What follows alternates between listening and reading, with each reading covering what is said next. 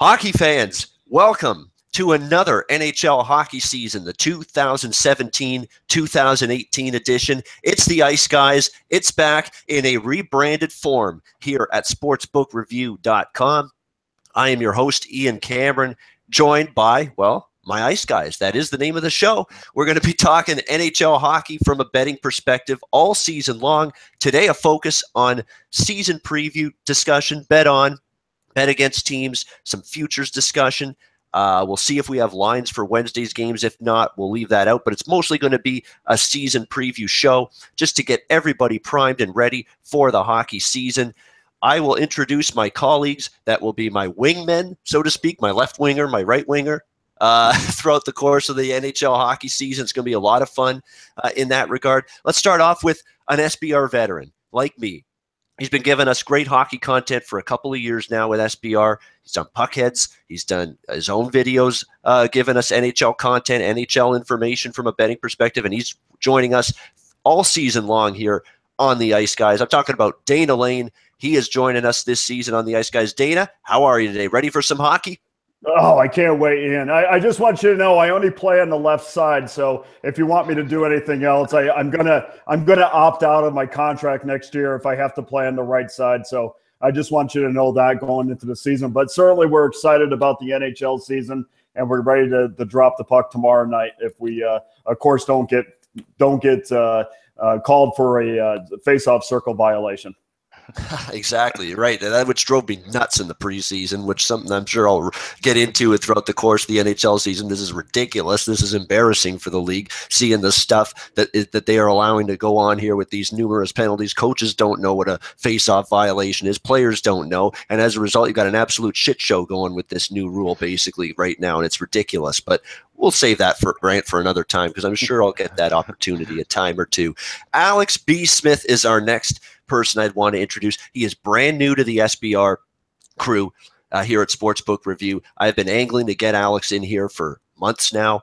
I said when hockey season came about and it was time to do a live show, and they asked, I've always left the door open. SBR says, Ian, if you know someone that you think would be a great addition to SBR, don't hesitate to let us know. Well, when it came time to plan a hockey show, I wanted Alex B. Smith here, part of it. He is a good friend of mine. 5 years at least I've known him. We've had great times hanging out in Las Vegas. A lot of good fun, good memories, as I'm sure you will attest to. He's a good handicapper, great guy, and hockey is his number one passion. Don't be fooled. Loves his football, loves his basketball, but he loves his Blackhawks, and he loves his NHL hockey, and he's going to be giving us his insight here on the Ice Guys all season long. Thrilled to introduce and welcome Alex B. Smith to the SBR family. Alex, how are you today? I'm doing really good, and thank you so much for having me and being with you and Dana here. And I've watched your videos for years and stuff, so it's fun to be part of SBR now. Finally, like I said, hockey season's here, and it's always fun, to get back into the groove of things. Like I said, football comes so fast, and then all of a sudden now we're in the hockey season, and basketball's following right away. So always a busy time in October, but this is certainly one of the best months in sports. Yeah, it absolutely is, because baseball playoffs start this week. Hockey's starting. Yeah. College and NFL heating up. You're going to have basketball not that far away. So if you're a sports bettor and you can't find things to bet, things to do, you might want to look at another job. I don't know what you're doing with your time. Are you picking your nose maybe? I don't know. But you got to find something to do at this time of year if you're a sports bettor. There's no lack of options. That is for damn sure. All right, let's get into it. We've got an NHL hockey season to discuss. We'll start with just general teams. We're not going to break down every division. Hell, we don't have the time. We're going to look at specific teams that myself, Dana, and Alex have circled. I should point out, too, Andrew McInnes is going to be part of the Ice Guys throughout the season. He's not able to make it today, but he'll be with us on Thursday. He will be part of the crew as well, starting on Thursday.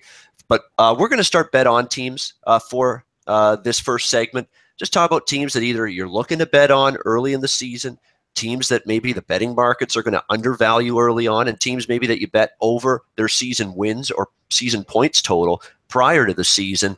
Dana, let's start with you. Teams you're looking to bet on and teams you think that could be much improved coming into the new season.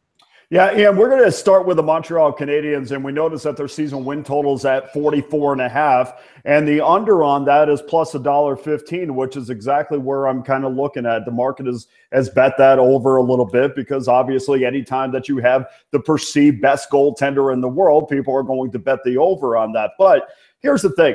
I still don't know where their scoring is coming from. And they rely, to me, too heavily on Carey Price. And they were 15th in the league last season. We saw against the Rangers in the postseason where they just didn't have enough offense to even keep up with the Rangers. And I wonder, did they get better getting rid of Radulov and bringing in Drouin? I mean, that's kind of my point about, yes, they gained some years for sure, but if we're just talking about this season, and obviously as you move forward, Drouin is going to be a much better addition to the team just because of his age. But as you move, as we're just talking about this season, I'm not sure if it's just kind of a trade-off. The other thing that I worry about too on this, and keep in mind, this is a long season, guys. And I know that, bettors go in and they just look at these teams and they say, well, they got this guy and this guy and this guy. You have to anticipate injuries. You can't just blindly say, I'm going to bet Montreal, I'm going to bet Tampa Bay. Two teams that, let's be honest, their star players are no stranger to getting injured. So what if a Carey Price gets hurt? What if he does miss 2 weeks? What if he gets the flu again for 2 weeks this year? Now you're looking at Al Montoya. So does that over bet look better, look as good with Al Montoya? I don't think so. I think you have to anticipate injuries a little bit. Drouin, to me, still has a little bit to prove. I think, again, as we're talking about this year, I think Radulov right now is a better player. I think they should have given him more time. But, of course, when we talk about Montreal, there's a system there. If you don't fall in line with that system, then you're out of Montreal. So as far as I'm concerned, Montreal is going to go under the total at plus $1.15. There's just too many question marks there, and there's too many good teams in the East. And I think there will be some surprise teams in the Atlantic to kind of push them out. I'm totally in agreement with the Montreal Canadiens. I think this is a team that's on the way down a little bit. Carey Price can only do so much for this hockey team. He has counted on too much to stand on his head, to be the backbone of this hockey team. When you saw it again in the playoffs, and it was their demise last year, couldn't put the puck in the ocean when it counted in a big spot. And that's at some point you got to score goals. You can't win every game 1-0, 2-0, 2-1. It's impossible to do that in the NHL. Not with the young talent coming up in the pipeline, not with the offensive firepower that so many teams now have in this league. Much more offensive depth than we've seen in years past. So Montreal's going to have to show me signs of scoring consistently and getting a lifeless power play going. What I don't understand, Dana, is why do you bring in Claude Julien when you're having scoring problems? Is he going to help you? Is he really going to help you score goals? Because Claude Julien, to me, kept the reins on that Boston team, especially late in his tenure before he got fired. He kept the reins too much on that team in terms of holding them back a little bit, not letting them be creative, not letting them move the puck as well as maybe some other coaches would. I mean, you see what, a Babcock and a McClellan are doing with Toronto and Edmonton. These teams are moving the puck around like wizardry, just bang, bang, boom with their passing, just keeping it going. The shot blockers can't get in position. The goalie's got to be moving post to post, and he can't get over quick enough. You're not seeing that kind of stuff from Montreal. Claude Julien, to me, is not a guy that's going to fix your scoring problems. He's going to have you defend. So I'm not sure Julien this time around here with Montreal is a great, great fit for this team from a coaching perspective. Yeah, well, keep in mind on this, Ian, the Boston Bruins, a lot of people don't realize this, but they were really a Corsi dream last year. I mean, they were second in the league in shots on goal. I mean, they played the majority of their games inside the offensive zone. I mean, only Pittsburgh had more shots on goal than the Boston Bruins. I mean, in years past, I would say, yeah, definitely. But I thought Boston was more wide open than they ever have been. And then, of course, when Julien went to Montreal, they had a fantastic finish to their season. So I think what Bergevin was trying to do is say, look, I know we have a defensive-oriented team. Claude Julien, a guy who's a French Canadian, has had tremendous success. He's got a ring on his finger. He's available right now. We need a different voice in the locker room, and really until they hit the playoffs, that was the right move. And I'm a big fan of Claude Julien for sure, but we've seen coaches, no matter what their pedigree is, unless you've got a dynamic offense in the National Hockey League, you're going to have a problem as you go deeper in the playoffs. And that's why everybody is so enamored with the Anaheim Ducks. And I once again say, where's the scoring coming from? Because that's what wins Stanley Cups. And that's ultimately what we're talking about with these teams. It was the same thing I was wondering about Anaheim last year. No question about that. Let's bring Alex in here and get Alex, the floor is yours in terms of bet on team over their point total, bet against team under their point total. What team are you looking at this season to begin it? Well, one team you mentioned, I am a Chicago Blackhawks fan, and like I said, I don't let my fandom, get in the way of making money, of course. But I'm looking at this team going under this year because you look at how last year ended. It was absolutely terrible. They got swept out in an embarrassing fashion, in my opinion, by Nashville. Granted, Nashville played well down the stretch, obviously getting to the Cup Finals, but the Hawks just looked completely tired. Even before that, I said the last month and a half of that season, they looked just completely lethargic. They had some scoring issues despite all of the talent that they have, especially in their top two lines. And now you wonder, you look at these guys, Patrick Kane, Jonathan Taves, Duncan Keith, these guys, they're not kids anymore. They're veterans. They've been around a long time. And now you start to wonder, they've played so many big hockey games year after year. Things start to take a toll on them. Are they hungry enough? That's what everybody's saying now. They're basically, along with Pittsburgh, the dynasty of this decade. But at some point in time, guys start to wear down. And Dana, you made a good point talking about anticipating injuries, especially when you mentioned Carey Price with Montreal. Look at Corey Crawford in Chicago. He's going to have to shoulder a lot of the workload now because Scott Darling has moved on to Carolina. So if he goes down, I don't really trust an Anton Forsberg or any of these other guys that are down in Rockford to come up and handle the workload against teams like Dallas, Minnesota, St. Louis, in that tough Central Division. So it's going to be an uphill battle. If they start struggling and have injury issues early, the depth on defense is also pretty weak. I think this could be a year where the Hawks not only won't even be in the top of the Central, they could miss the playoffs this year. So I bet them under. It was 101 points, and I think I saw it a little bit lower a couple of days ago.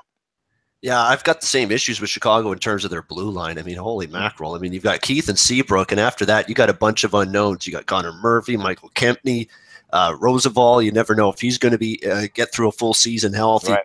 Already had injury issues. I mean, it's just not a very depth-laden blue line. It's not a depth-laden defense core right now for the Chicago Blackhawks. That's very atypical of them in years past. And even, you go down their forward complement's not bad. But again, what are you going to get from these guys that showed you glimpses last year? Ryan Hartman and Nick Schmaltz. Are those guys going to continue to develop, take that next step? Still a question mark. They could, maybe they don't, though. So there are definitely question marks with this team. And yeah, Corey Crawford's going to have to be the guy that stays healthy in the pipes because you got a lot of unknowns back there. You're right. And Chicago, I don't know what it was. I think it was tired with some of it, Alex. I think some of it, too, was where was that fire and that passion? It just didn't seem like a team that had their mind and spirit completely locked in on a Stanley Cup last year. Maybe they won so much and they just didn't have that mental and physical gas tank where it needed to be to put yourself in the mindset that the long grind coming up of a Stanley Cup playoffs. Oh, we got it ready. I'm feeling tired right now. We're going to have to put ourselves through this again. It sort of looked like that kind of malaise crept over that Blackhawks team last year. Yep. Dana, what do you think, Chicago? You agree or disagree with Alex's take on them? No, I think the best point you made, look, I think you need two solid goaltenders, and I think the best point that you made is the fact that Scott Darling is not there anymore. All these teams I look at Boston, even though I think they're going to have a fantastic year, they have to rely on their goaltending this year. I mean, Tuukka Rask has got to go back to the Vezina winning trophy or the trophy winner that he was of years past in order for them to have success. I like these teams that have two goaltenders that I feel confident about, which is why, I thought Pittsburgh was going to win the Stanley Cup despite, some of the injuries down the stretch. And, I think these teams that only have one guy, and who knows, Anton might be fantastic, but honestly, until we know that answer, I don't put my money on things that I don't know about. I put things on and that I'm sure about. All right. Excellent. Well, I'm going to give you a bet on team now. Because I know I've seen this guy now in action as a head coach in the NHL for 20 years.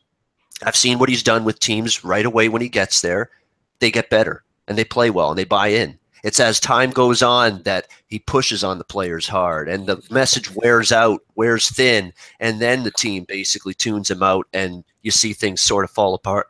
I am looking at betting on right away Ken Hitchcock and the Dallas Stars this season. I think they've got the pieces in place to be an improved. What was the issue with Dallas last year? I know their scoring dropped off. That was not the kind of season we expected offensively from Jamie Benn specifically. It was not his finest season offensively.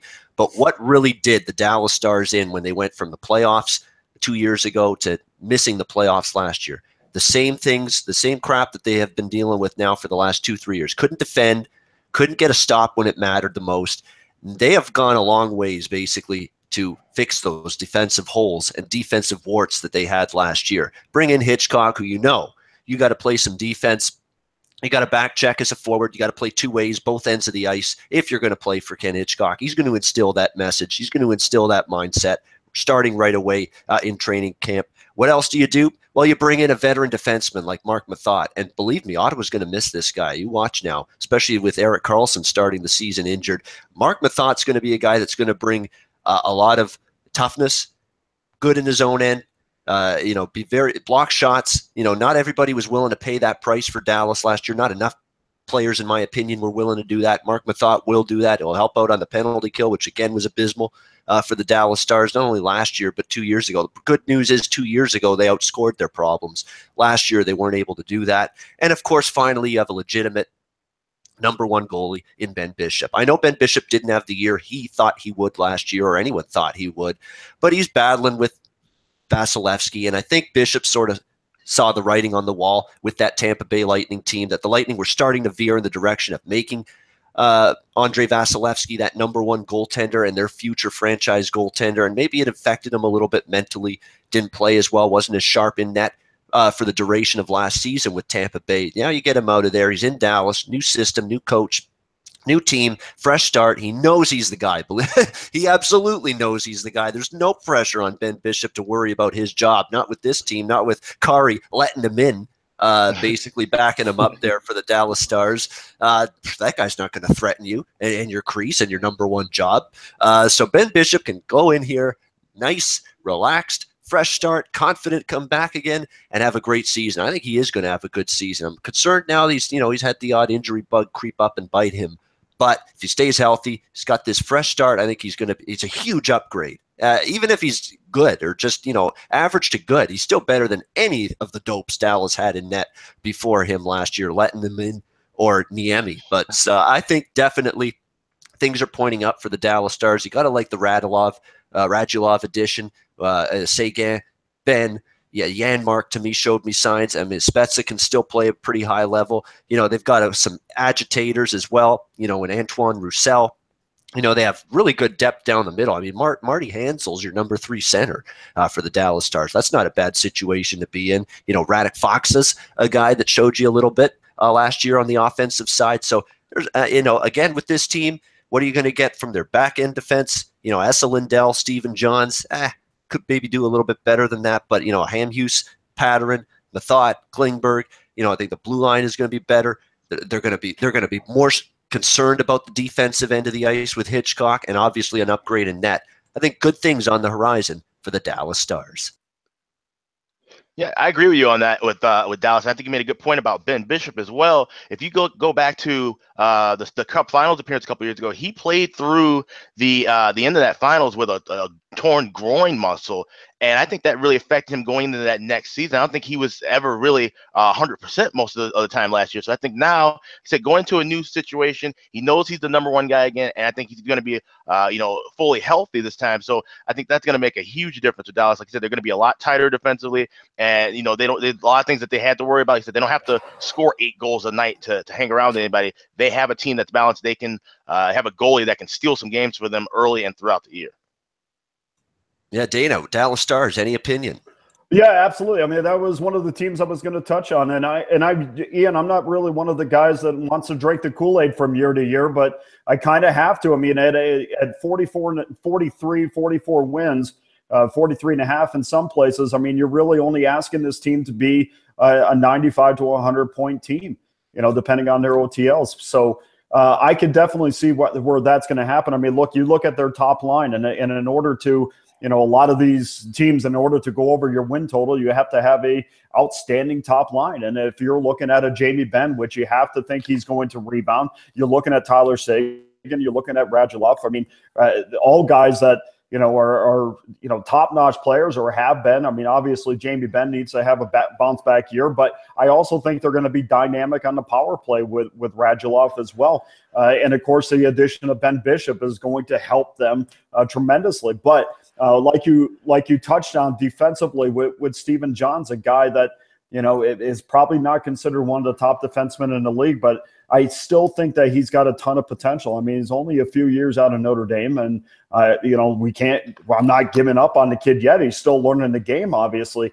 So the only thing I worry about with Dallas, guys, is the Ken Hitchcock factor. And we know that as the season rolls on, that his words kind of wear on some players. And hey, look, maybe it'll be a situation like Tortorella has in Columbus, where he kind of just struck the iron where it's hot. He kind of found that sweet spot where, he regressed a little bit in the way that he handled things, and the team kind of found success and gravitated towards his words a little bit more. But I also think that with Hitchcock, he's a guy that needs he needs a buffer on the team. And I'm just trying to figure out who that buffer is going to be. I do know one thing, that if I'm Lindy Ruff, I'm looking at this and saying, why did we do this last year? Because I remember, talking to Lindy Ruff a year ago, and we talked about goaltending, and he's like, well, I feel very confident with what we have. And obviously, I know what the words were coming out, but the tone of his words indicated that he wasn't very confident in what he had. And now with Ben Bishop, they should be. Now with Hitchcock being more of a defensive coach, I think that they'll be much better. But of course, like with anything else, that as far as Dallas is concerned, the injury bug has hurt them, and their defensive prowess has hurt them. But I do think, like you said, Mark Mathot coming over is going to get him some defensive grit, and I think he's going to fit in well with Klingberg, where Mathot in the past has played with more offensive defensemen, and I think that's going to be kind of the scenario there, where he's going to put more of an emphasis on his defensive game and allow Klingberg to be offensive minded. You know what? It's funny. That's classic coach speak. When Lindy Ruff comes out and says, I like my goaltending last year, and really deep down inside he's saying, I got two stiffs that can't stop a beach ball at this point in time. That's really what he's thinking, and that's basically what he had. I mean, it was not very pretty with Kari Oranti last year, what he was getting in between the pipes, but I think that will improve with Ben Bishop this season. All right, we'll have time for one more bet on or bet against team from each of these guys, and then we'll get into futures discussion, and then we'll wrap up the show. We were going to talk Wednesday's games a bit, but there's no lines, so we're not going to bother. We'll be back Thursday. We'll do a full breakdown of the Thursday card on Thursday's show. And that's what the show is going to be. It's going to be game-by-game breakdown usually every show. We'll start that on Thursday. Bet on or bet against team. Let's go Alex this time. One more bet on or bet against team. Who you looking at? Well, I got another bet against team, and just talked about Ken Hitchcock. Well, to talk about the team where he just left, and the St. Louis Blues, a team that they had found sometimes it struggled with finding consistency scoring, and their one strength for the last several years was goaltending. They had issues with that down the stretch as well. So you look now, Mike Yeo taking over. This will be his first full year with St. Louis. He was already brought in about a year and a half ago to fill in for Hitchcock. So now I think this team's going to regress a little bit. We saw how Yeo ran things in Minnesota, very defensive minded, but couldn't really get the offense going consistently enough, even with a ton of talent there. You also mentioned the injury bug. St. Louis has been hit with the injury bug already. Robbie Fabry is going to be done for the year. Bouwmeester is going to be out, they said, till about December or so. So you have injuries already happening this early. The depth is going to be tested early. That's not always a good sign. I think the Blues, they've hung around for so many years. You talk about how deep that Central Division is. Chicago's still going to be around for a bit.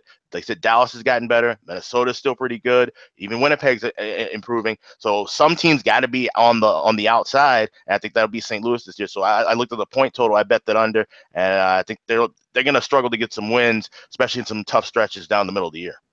Yeah, we're not always going to agree, but so far no disagreements, and I'm in the same boat with St. Louis. The Robbie Fabry injury is huge. You know, where the score, this team, you know, just seems that they're just they hit that peak the last couple of years, and I don't know if there's anywhere to go but down, especially with so many teams in that very tough and rugged Western Conference getting better all around them. Yeah, I've got concerns for sure about the Blues. Dana, what's your take on the St. Louis Blues?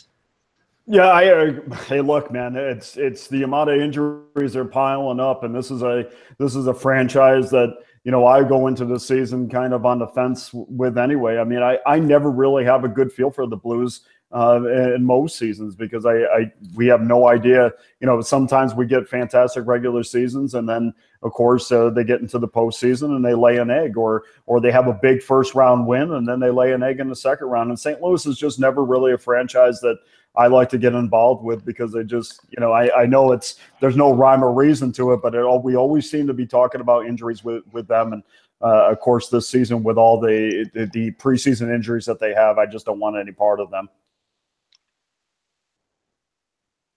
All right, excellent. So there we go. There's one from Alex. St. Louis says bet against them, maybe look under their season wins or season point total. Dana, one more bet on or bet against from you. What are you looking at?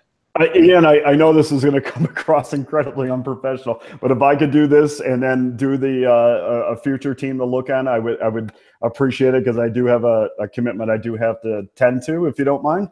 But I think my one team is certainly Tampa, and I'm not jumping on them like everybody else is. I just anticipate these injuries. I think there's a thin crust there, and at 44 right now, I'm going to go under, and you're going to get even money on this. Again, and look, we add Stamkos, and everybody says, okay, well, there's the main guy coming back. Well, we don't know what we're getting out of Stamkos. We don't know if he's going to be 100% healthy or if he's going to be there for the whole entire season. And I'm sorry, I get to the point with some of these franchises where I have to anticipate injuries, and certainly Tampa Bay is one of them.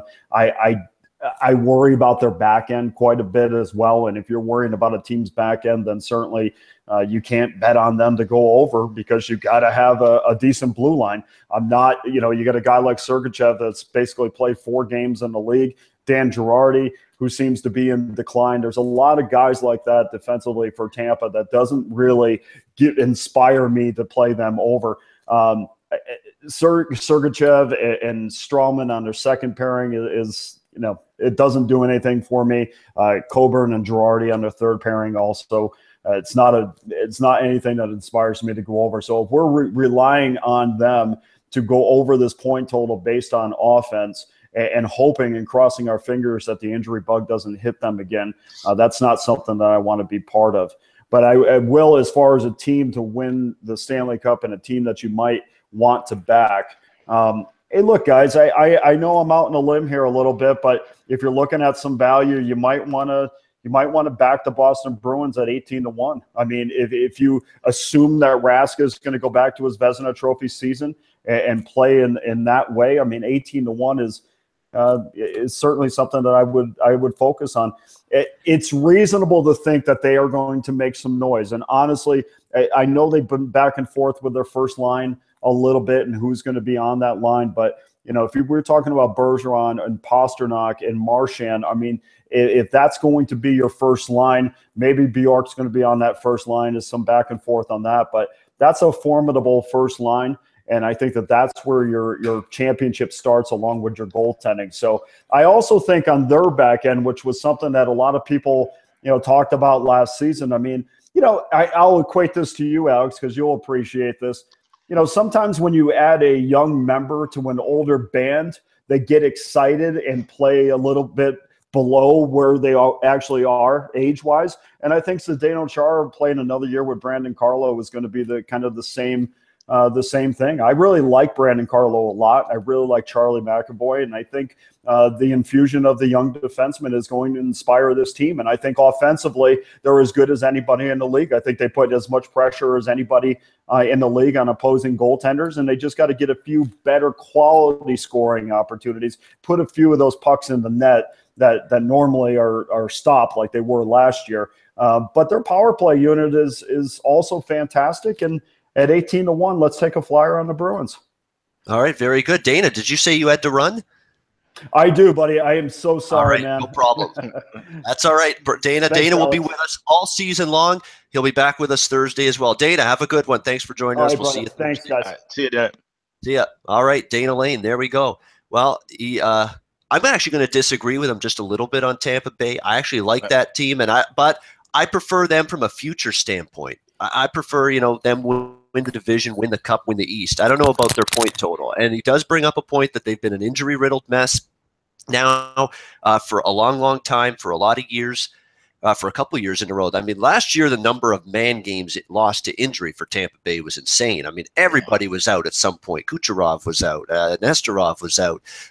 Hedman missed time. Of course, Stamkos missed 3/4 of the season. I mean, it was unbelievable, the guys that were gone from that team due to injury. That you would think that has to revert to the mean a little bit in terms of this team's ability to stay healthy. And I think they've got Vasilevsky now ready to take off. I think he got better late in the season last year, even when they were they were in the playoff chase, but they didn't really feel like they were in it. I mean, they made a good push at the end, but pretty much everybody knew they were going to fall just a little bit short, and that's what ended up happening. But there's no way that team falls short of the playoffs last year if they don't lose the number of guys they lost to injury. So, Tampa Bay, I think they're going to be a good futures team. From a game-to-game betting perspective, I'm not sure. This team seems to be now getting a lot of hype and discussion. That's a concern. They might be priced like an elite in the betting market. So that's something you're going to want to watch for. And in terms of the Boston Bruins, Dana brought them up as maybe bet on. I'm more neutral on them, but I do think from a totals perspective, I'm looking at Bruin overs this year. I'm looking at this team completely changing their spots. Bruce Cassidy and the Sundance Kid. I'm kidding. Of course, I know it was Butch Cassidy. Bruce Cassidy's the coach of the Bruins. But he got this team to be playing, a full, up and down the ice style of game. We saw it as soon as Julian got fired. Bruce Cassidy takes over. They're wheeling the puck up and down the ice. They're making more passing plays. They're getting their power play going. They're starting to score 3, 4, 5 goals on a regular basis.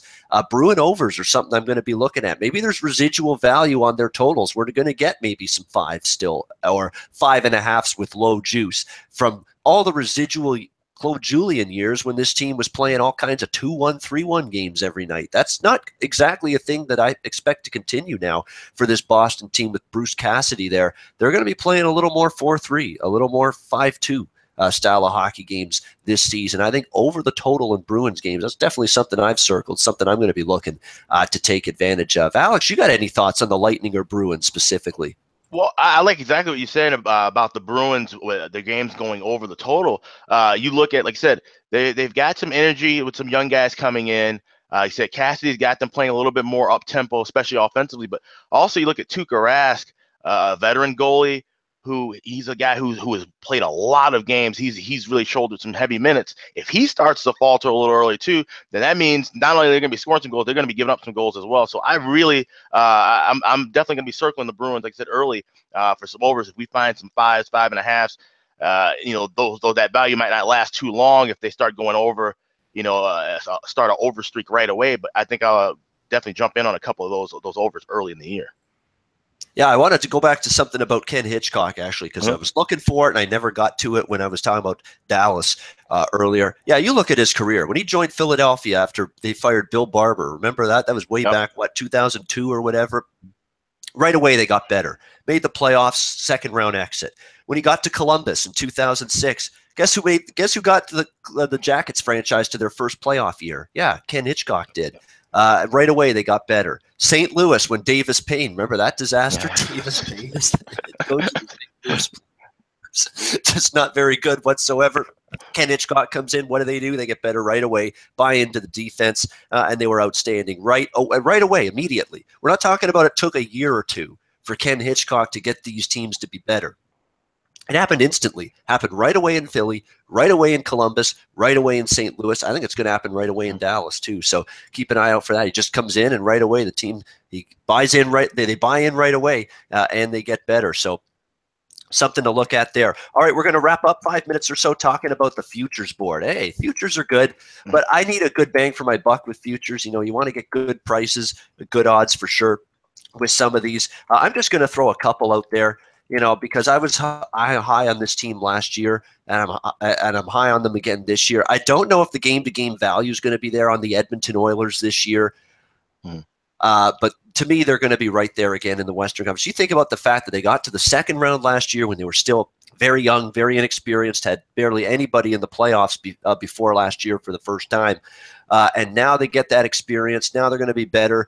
They got a little bit more depth. You like that. And they're raving about this Kailer Yamamoto that has made the team basically out of training camp, to everybody's surprise, their first-round pick from this past year's NHL draft. And boy, is he impressed. And now they're talking about him maybe in a top 6 forward role. So he goes from first-round pick, bubble at best to make the team out of training camp, because he's a late first-round pick, not an early one.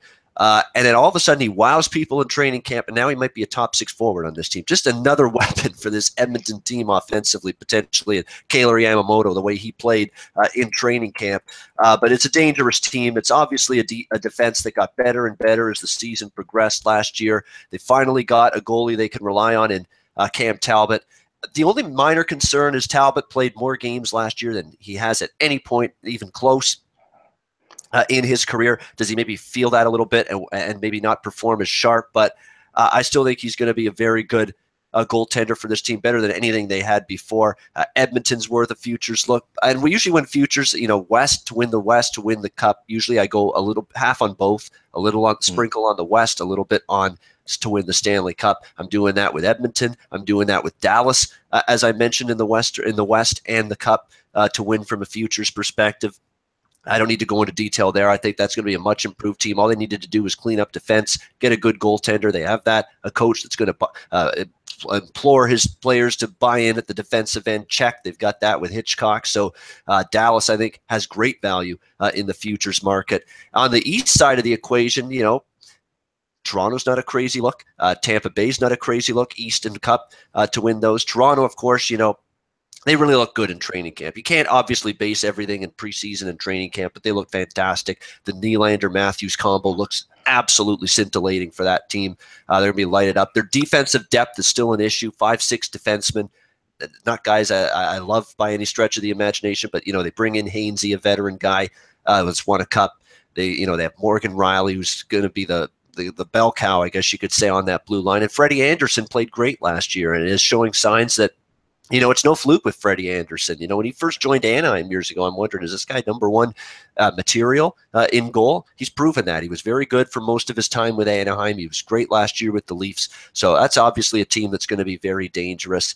I'm going to say Buffalo could be that sneaky, way under the radar team that could be better this year if Jack Eichel stays healthy. And Jack Eichel, to me, is why Buffalo could be that team that was out of the playoffs last year, that's not going to be a sexy pick or a overpriced team in the betting markets.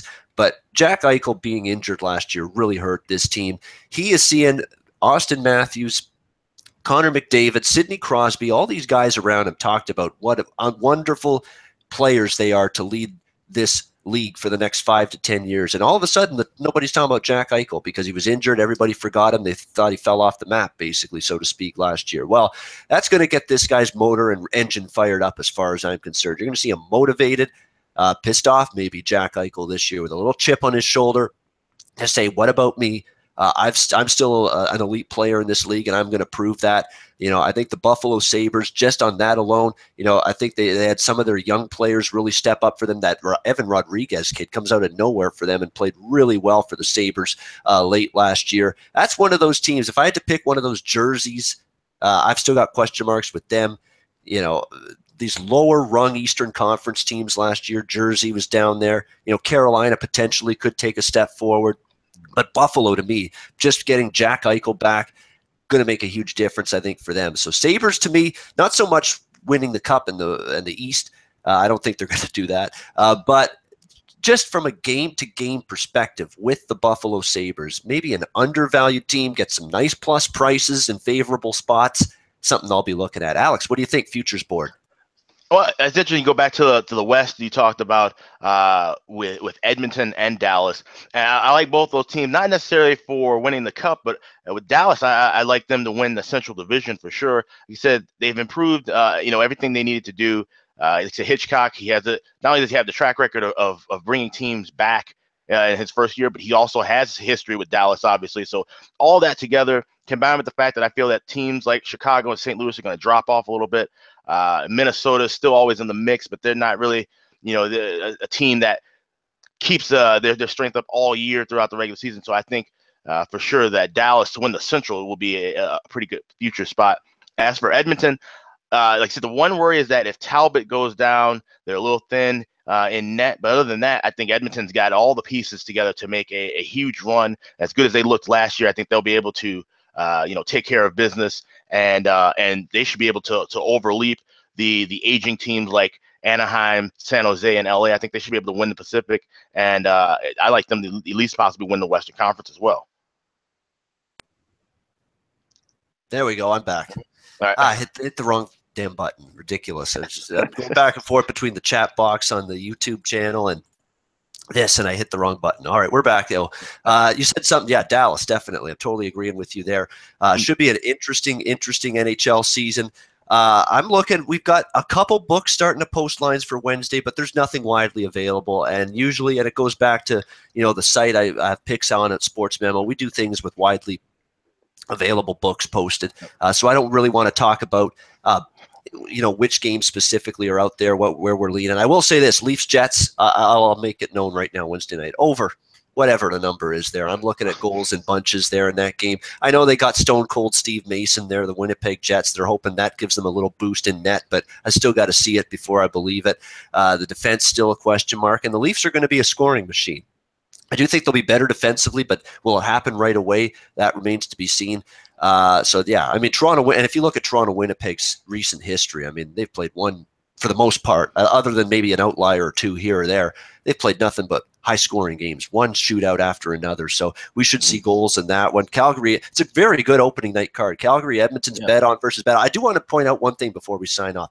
Great job by the Calgary Flames getting Jaromir Jagr. You talk about 1 year, low money, low risk with high reward. He's going to fit in perfectly with these youngsters, these Monahans, and Johnny Gaudreau, Johnny Hockey there in Calgary, all these young players, Sam Bennett. I mean, all of these youngsters they've got with this Calgary team.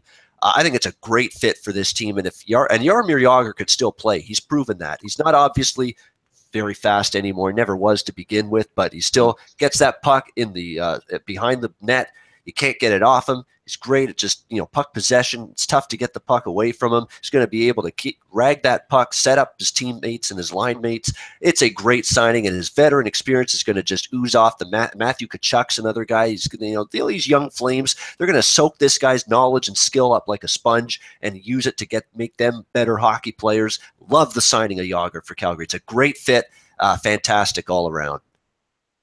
Yeah, I agree with you on that too. I think I've always been a fan of veteran guys coming into young teams, especially like I said, a team like Calgary. They're not exactly just a rebuilding mode. They're a team that can compete. Like I said, that Pacific Division is absolutely loaded once again, and I think he could possibly make that. I have them right now on the fence as far as making the playoffs because of how tough the rest of that division is. But I think his presence, and if he can start scoring, and keep some consistent scoring along with helping those guys out, they could be able to make a run for that one of those wild card spots late in the year. Yeah, absolutely. I like I say, Calgary and Edmonton, bet on teams all the way for me. I mean, that's going to be a lot of fun watching those two Alberta teams this season, without a doubt. And that game Wednesday night with those two teams going head-to-head, boy, that's a lot of fun. I mean, that's a very good opening night card just in terms of the quality of teams and quality of games you're likely going to see. You got, I think, St. Louis and Pittsburgh as well, two perennial playoff teams for the last several years, including, of course, the back-to-back Stanley Cup champion Penguins. So there's lots of great action Wednesday night. That's going to wrap up our inaugural show, season preview edition. We are going to be back on Thursday, 9 a.m. Eastern, 8 a.m. Central, 6 a.m. Pacific time. And that's as far as I'm going to go with time zones because I can't rhyme off every one. But those are the main ones. Thursday, we'll be back. We'll be breaking down the Thursday card. We're going to go through every game in some form. Andrew, Dana, and Alex are going to have games specifically that they want to talk about that stand out to them from a betting perspective. We will get through every game. Games that they don't have an opinion on, I'll throw out a quick lean either way, but we're going to specifically in-depth talk about games that we have all have stronger opinions on. We'll do that starting on Thursday with a big Thursday NHL card. Alex B. Smith, great to have you on board here at SBR. It was a lot of fun this first show. Dana Lane will be with us. Andrew McInnes will be back to join us for the first time on Thursday. That's going to wrap things up. I'm Ian Cameron for Sportsbook Review. Good luck this NHL hockey season, and we'll see you back for the Ice Guys once again on Thursday.